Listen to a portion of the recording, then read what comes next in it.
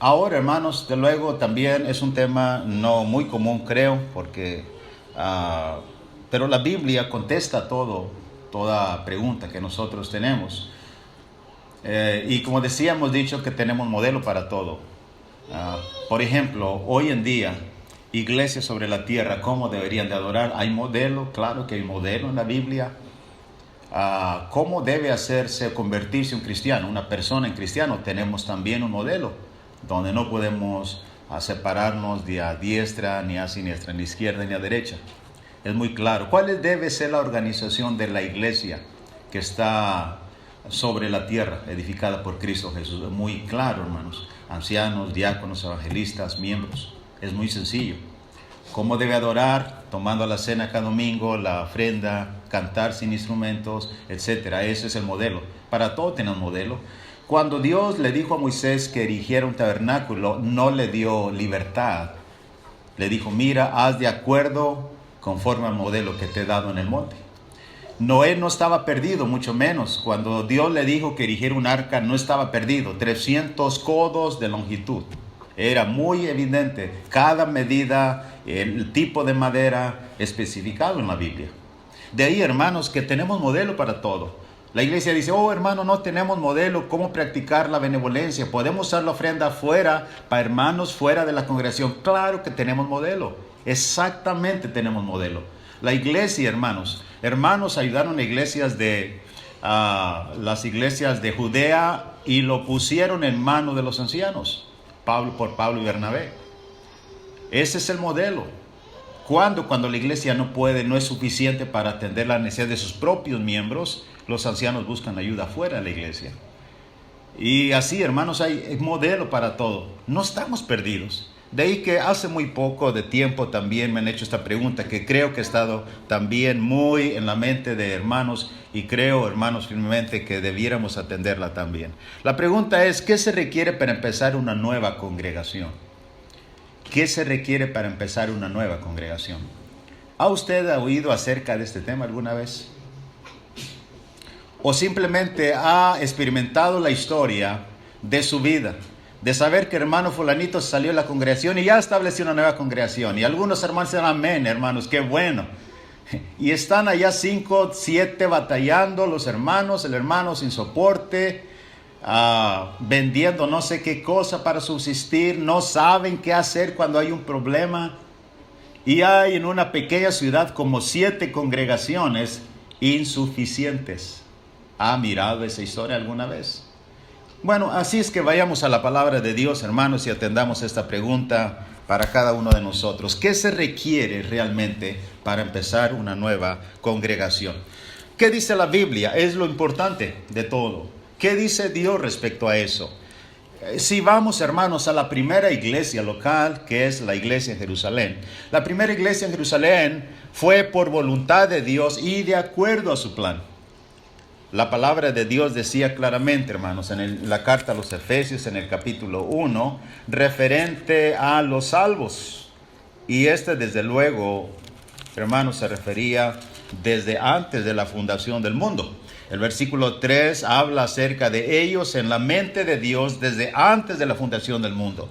Bendito sea el Dios y Padre de nuestro Señor Jesucristo, que según nos bendijo con toda bendición espiritual en los lugares celestiales en Cristo, según nos escogió en Él antes de la fundación del mundo, para que fuésemos santos y sin mancha delante de Él. Dios tenía en su mente, hermanos, un grupo de personas que serían salvas, que serían para alabanza y gloria de su gracia, como dice el versículo 6, dice la cual nos hizo aceptos en el amado. Quienes habían de tener redención por su sangre, el perdón de pecados, versículo 7. Desde antes de la fundación del mundo. Pero a través ya de las páginas de la Biblia del Antiguo Testamento, también, hermanos, anunciado desde el tiempo de Abraham. en el capítulo 22 de Génesis, capítulo 22, en el versículo 15 en adelante, dice la palabra de Dios, que llamó el ángel de Jehová a Abraham por segunda vez desde el cielo, y dijo: por sí mismo he jurado, dice Jehová, que por cuanto has hecho esto y no me has rehusado tu hijo, tu único hijo, de cierto te bendeciré y te multiplicaré tu descendencia como las estrellas del cielo y como la arena que está a la orilla del mar, y tu descendencia poseerá las puertas de sus enemigos. Todo eso habla, hermanos, de los salvos que vendrían a estar juntos en la iglesia por Cristo Jesús. ¿Y qué podemos decir Daniel 2:44? En los días de estos reyes, el Dios del cielo levantará un reino que no será jamás destruido. Él permanecerá para siempre. Tiempo más tarde, Jesús profetizó en su vida de ministerio, Mateo 16:18, y a ti te digo, Simón Pedro, que edificaré mi iglesia y las puertas del Hades no prevalecerán contra ella. Llegando el momento de la ascensión de Cristo Jesús, dice las Escrituras en Hechos capítulo 1, versículo 4, hermanos, que les mandó diciendo que no se vayan de Jerusalén, que esperen la promesa, la cual oísteis de mí, acerca del Espíritu Santo. Ellos serían bautizados con el Espíritu Santo para iniciar la iglesia del Señor en el día de Pentecostés. Así es que podríamos decir en forma simple que la primera iglesia de Jerusalén, hermanos, amigo oyente, tiene que ver con el propósito de Dios, no el designio, la voluntad de un ser humano, sino de Cristo Jesús, de Dios el Padre, dentro de su plan. Ahora, después, hermanos, de un tiempo de haber la iglesia crecido, como 3,000 personas se bautizaron el día de Pentecostés. Posteriormente, en el pórtico de Salomón se bautizaron como 5,000 personas. Así es que hay una grande multitud allí en Jerusalén. Pero ahora hay una dificultad. ¿Por qué, hermanos? Porque las Escrituras presentan que ellos están muy unidos. Bueno, el plan de Dios es que se predicara partiendo de Jerusalén y más allá. En Hechos capítulo 1, versículo 8, dice la palabra de Dios que el Señor Jesús les dijo a los apóstoles, apenas un poco antes de ascender al cielo: y me seréis testigos, dice el versículo 8, y me seréis testigos, pero recibiréis poder cuando haya venido sobre vosotros el Espíritu Santo, y me seréis testigos en Jerusalén, note bien, en Judea, en Samaria y hasta lo último de la tierra.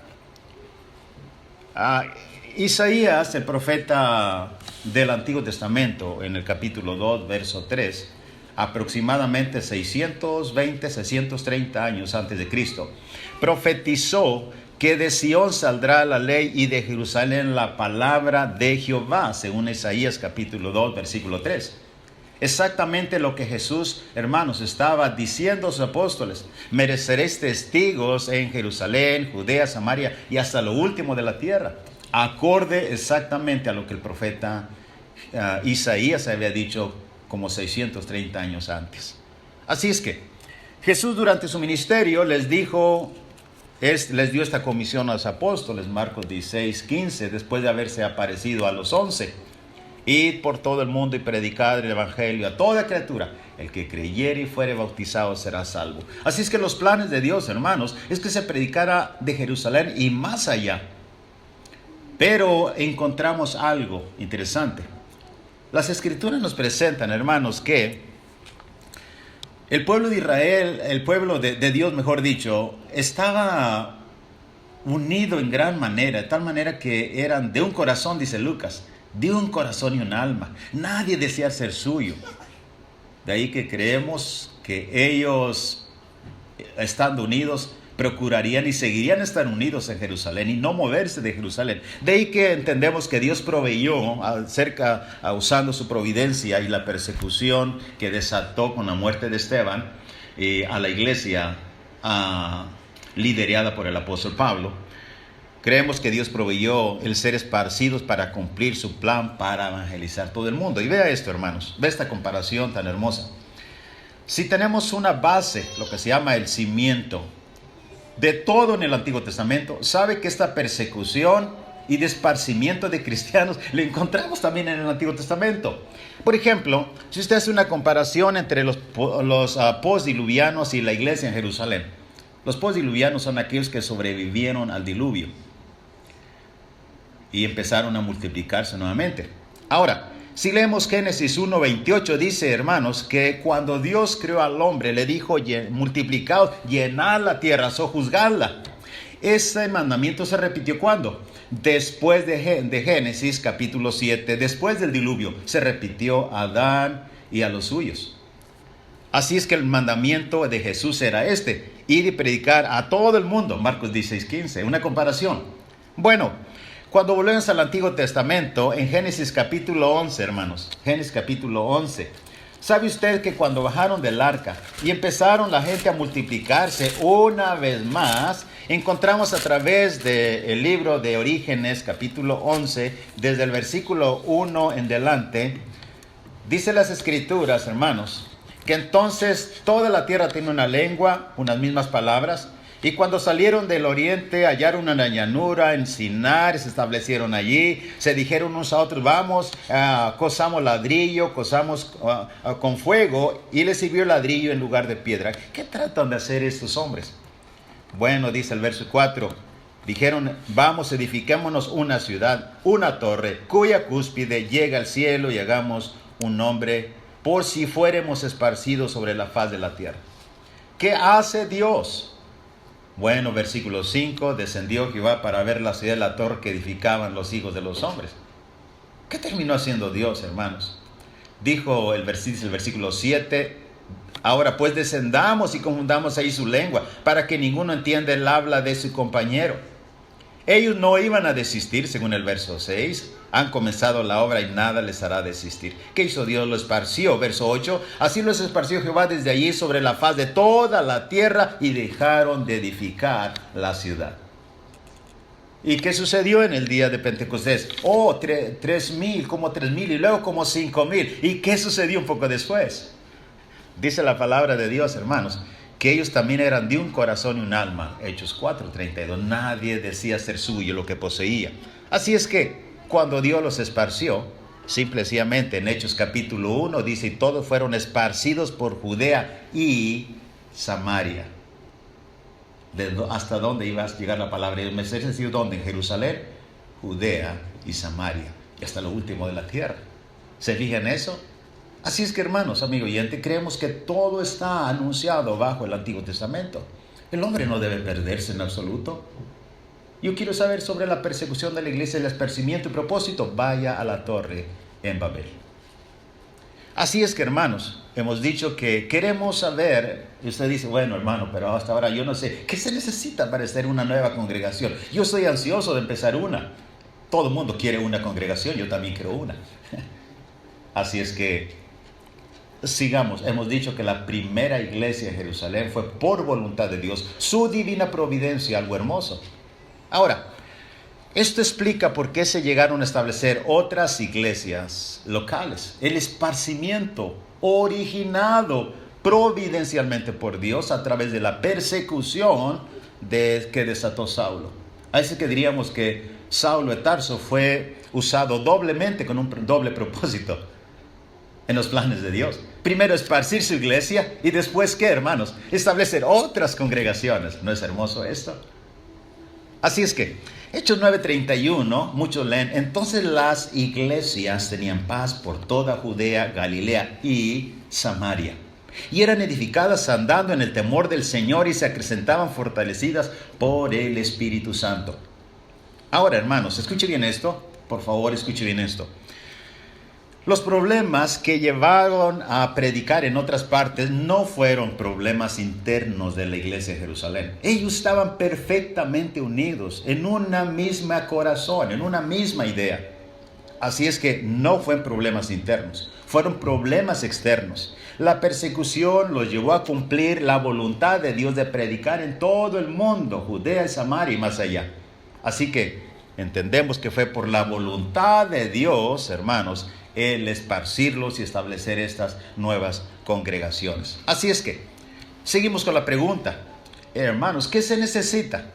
Ahora, Dios nos presenta un modelo bíblico. Escuche bien esto.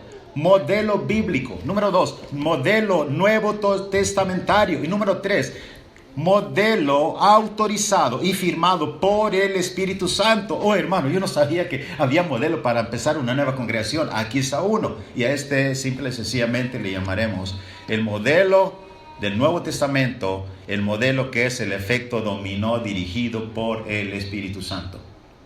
¿Cómo es eso, el efecto dominó? Bueno, ahora usted ponga en su mente 3 congregaciones y 3 lugares donde se evangelizó. La primera, hermanos, es la iglesia en Jerusalén. Cuando leemos en el libro de los Hechos de los Apóstoles, y leemos el capítulo 11 y versículo 19 al 22. 11, 19 al 22. Ahora bien, los que habían sido esparcidos a causa de la persecución que hubo con motivo de Esteban, ¿quiénes? Miembros de la iglesia en Jerusalén, pasaron hasta Fenicia, Chipre y Antioquía, no hablando a nadie la palabra sino a los judíos. Verso 20. Pero había entre ellos unos varones de Chipre y de Cirene, los cuales, cuando entraron en Antioquía, hablaron también a los griegos, anunciando el evangelio del Señor Jesús. Verso 21. Y la mano del Señor estaba con ellos, y gran número creyó y se convirtió al Señor. Aquí está mirando el inicio de una nueva congregación, ¿correcto? Muy bien. Note lo que dice el verso 22. Llegó la noticia de estas cosas a oídos de la iglesia que estaba en Jerusalén. ¿Y qué hizo la iglesia que estaba en Jerusalén? Enviaron a Bernabé que fuese hasta Antioquía.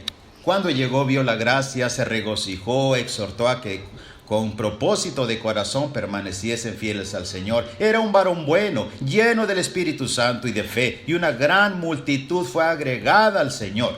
Después fue a Bernabé a Tarso para buscar a Saulo, y hallándole le trajo a Antioquía. Se han congregado ahí todo un año con la iglesia, enseñaron mucha gente, y a los discípulos se les llamó cristianos por primera vez en Antioquía. Esta es, hermanos, la segunda iglesia desde luego de la iglesia de Jerusalén. Ahora, ¿usted quiere saber qué sucedió con la iglesia en Antioquía?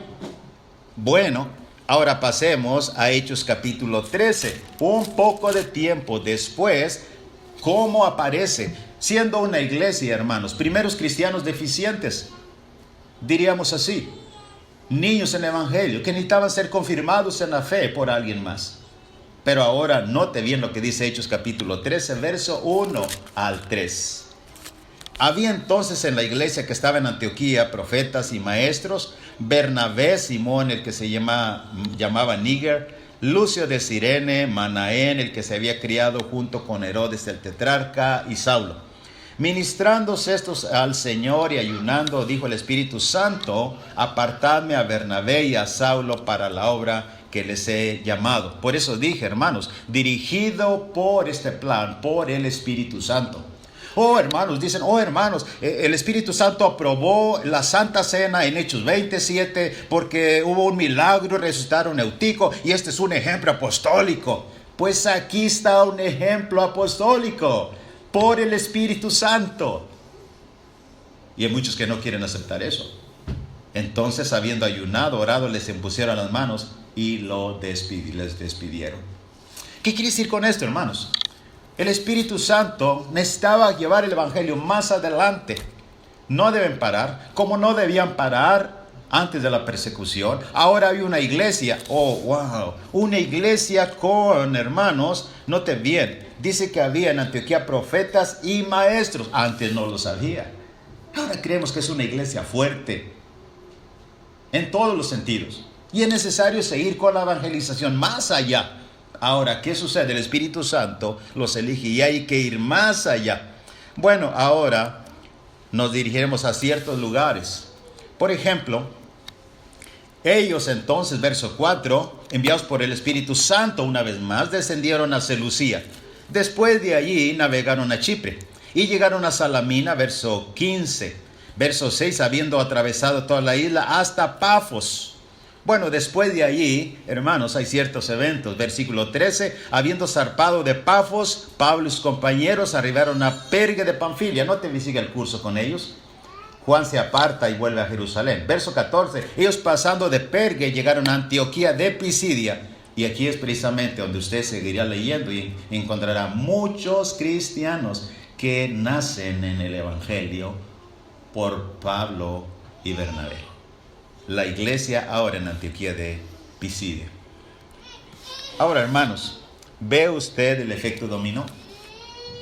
Es decir, y usted dice, hermanos, ¿y qué tiene que ver con eso? No lo entiendo. Hay un modelo, sí, en el Nuevo Testamento. Ahora, lo que estamos diciendo, hermanos, simple y sencillamente, que una iglesia debe impulsar el establecimiento de otra iglesia. Eso es lo que estamos mirando en el Nuevo Testamento.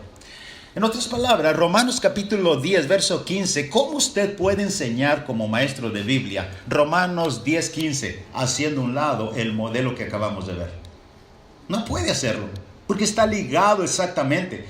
Si el discípulo fuese muy intrigante y curioso, le diría, hermano, pare allí.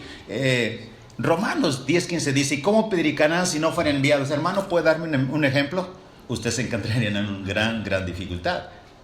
Pero usted respeta y reconoce que hay un modelo, Jerusalén, Antioquía y Antioquía de Pisidia. Usted no tendría ningún problema. Lo llevaría a mostrarles el ejemplo bíblico por el Espíritu Santo.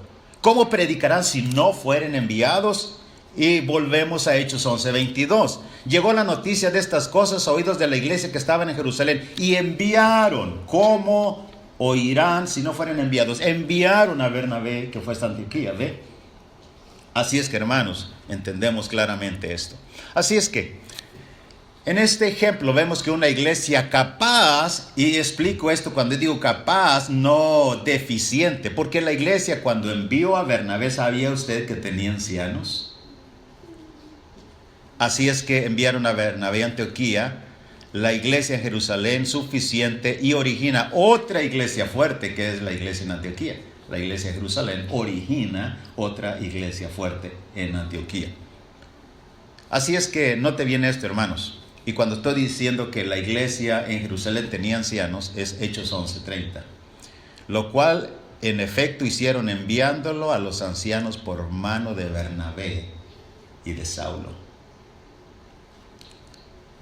¿En cuál capítulo, hermanos, sucede que enviaron a Bernabé a Antioquía? Este es el versículo final del capítulo 11, versículo 30. Los ancianos. Así es que, hermanos, este es el modelo precisamente. Este es el modelo. Aquí hay una pregunta que debemos hacer antes de proseguir nuestra lección. ¿Por qué el efecto dominó? Y no cualquier otro ejemplo. Simplemente, hermanos, veamos la necesidad. Se requiere predicar. Vamos y predicamos con o sin salario, con o sin preparación. En la iglesia que yo estoy dejando son 10, no importa, van a ser 9, pero yo me voy y establezco mi otra congregación. Porque a mí no me dejan predicar. Yo predico allá cada mes y yo acá voy a predicar todos los domingos. Estoy hablando realidades, hermanos. No nadie se ofenda. Mis hermanos que oirán este mensaje, por favor, no lo hagan. Porque son verdades. Y tenemos que hablar verdad.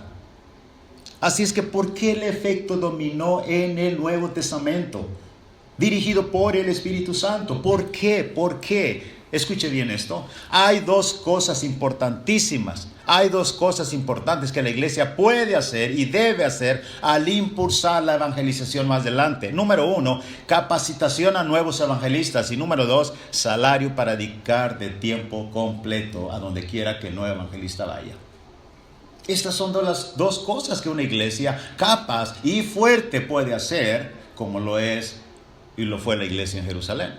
Hablando de capacitar a otros nuevos evangelistas, el apóstol Pablo dijo que la capacitación de otros evangelistas es proporcionada bíblicamente por el evangelista de la iglesia local. 2 Timoteo 2:2. Lo que has oído de mí ante muchos testigos, esto encarga a hombres fieles que sean idóneos para enseñar también a otros.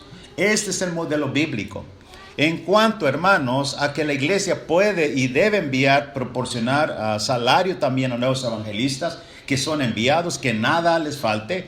1 Corintios 9:14 dice también, ordenó el Señor a los que anuncian el evangelio, que vivan del evangelio. Hechos 18:5. Y cuando Silas y Timoteo vinieron de Macedonia, Pablo estaba entregado por entero a la predicación de la palabra, testificando a los judíos que Jesús era el Cristo. Y lea el versículo 6, hermanos. Y mucha gente fue agregada al Señor. No es lo mismo iniciar una nueva iglesia sin salario que con salario completo. Hermanos, voy a hablar realidades.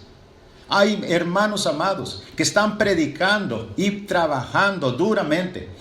No se preparan bien, porque no tienen ni el tiempo, ni los libros, ni la capacitación. Nada para prepararse. Y van impreparados a los púlpitos. Y no estoy menospreciándolos. Estoy condoliéndome. Me duele el corazón de que en mi país, en muchos lugares, hay hermanos evangelistas, hermanos, vendiendo pan algunos por las calles.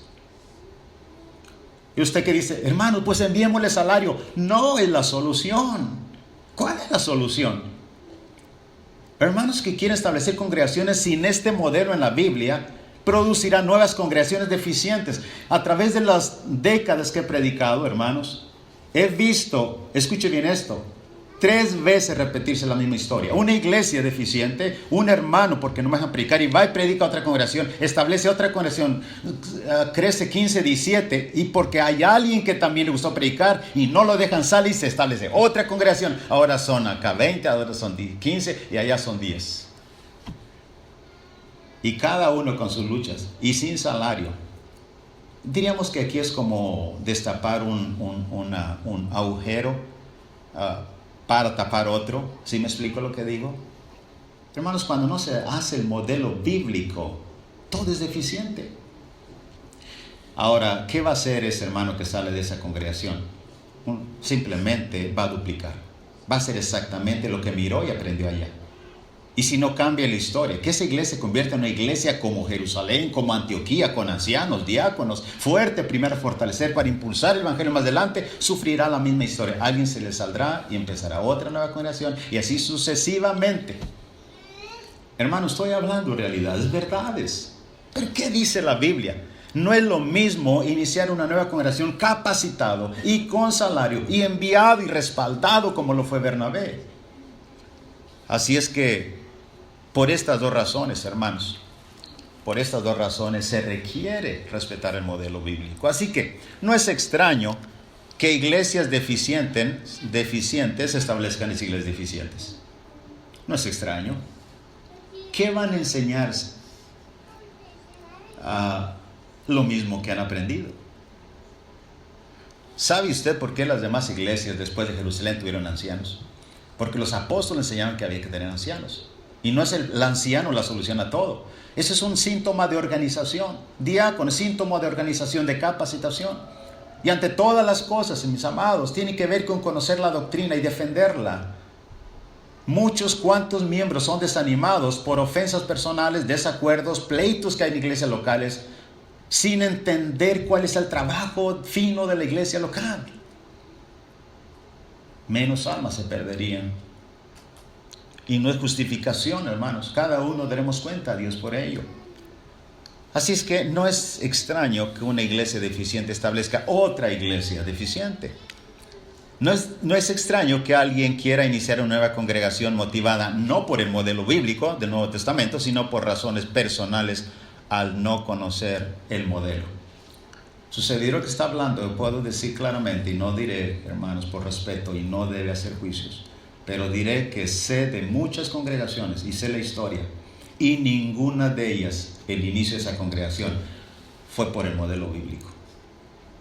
No fue por la razón correcta. Fueron razones personales, no divinas. Y eso me duele el corazón de saber qué sucede. Porque al menos dentro de mi lengua y de mi raza no podremos levantar y honrar al Señor hasta que podamos volver al modelo. Así que no es extraño que la iglesia en Jerusalén haya influido en el establecimiento de una gran iglesia, como lo fue Antioquía, y demás iglesias locales, como lo fue la iglesia en Filipos con ancianos y diáconos, Filipenses 1:1, la iglesia de Éfeso, Hechos 20 y Efesios. No es extraño. Con justa razón ahora entiendo la historia, mis amados hermanos americanos en este país. Tantas iglesias grandes, fuertes, con ancianos, diáconos, originadas unas por las otras. Así es que, hermanos, terminamos con la pregunta. Yo creo que es claro. ¿Qué se requiere para establecer una nueva congregación? Usted, joven que me escucha, hermano que me escucha, en cualquier lugar que me escuche, quiere iniciar una nueva congregación, vaya a la Biblia, ¿qué dice Dios al respecto? ¿Qué se requiere para establecer una nueva congregación? La respuesta es de Dios y es esta. Usted debe tener un motivo correcto ante todas las cosas. Si no tiene el motivo bíblico y correcto, entonces desista. Segundo lugar, usted debe tener como respaldo una iglesia fuerte, en todos los sentidos, no deficiente, que nos impulsa a llevar el evangelio más adelante. Eso es. Y usted dice, hermano, y esto donde no hay una, busque una. No hay razón ni pretexto, busque una. ¿Qué se requiere? Tercer lugar, debemos tener una iglesia que nos dé la capacitación ante todo y, por qué no, finalmente el soporte económico para poder entregarnos por completo a la predicación. Creo que, hermanos, el salario pudiera el nuevo evangelista lidiar con ello, pero con la capacitación no. Porque será incapaz de establecer una iglesia gloriosa como el Señor la tuvo en la mente. Capaz, apta para poder llevar el evangelio más adelante.